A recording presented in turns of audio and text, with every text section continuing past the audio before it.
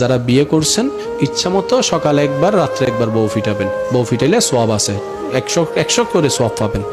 যদি সোয়াব না থাকে তাহলে বউ ফিটানোর দরকার। মাঝে মধ্যে বউকে নিয়ে ঘুরতে যাবেন, নবীর সুন্নত আদায় হয়ে যাবে। এক প্লেটে বসে খাবেন, নিজে খাওয়াই দিবেন, নবীর সুন্নত আদায় হয়ে যাবে। মাঝে মধ্যে ঘরের মধ্যে উঠানের মধ্যে স্বামী স্ত্রী খেলাধুলা করবেন, নবীর সুন্নত আদায় হয়ে যাবে। আর একটু জোরে বলবেন না সুবহানাল্লাহ। মাঝে মধ্যে স্ত্রীর মাথায় তেল লাগাই দিবেন, মাথা চিরুনি দিয়ে আশ্রয় দিবেন, নবীর সুন্নত আদায় হয়ে যাবে। কেন বলছি কথাটা?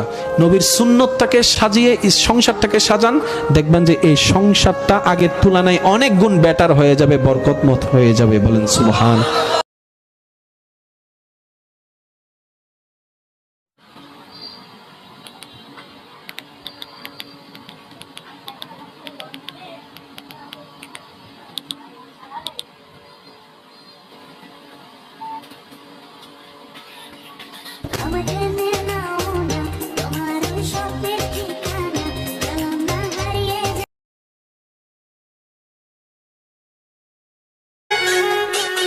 তুলসী পাতা ভাই বাজারে দিয়াছিলাম মোর,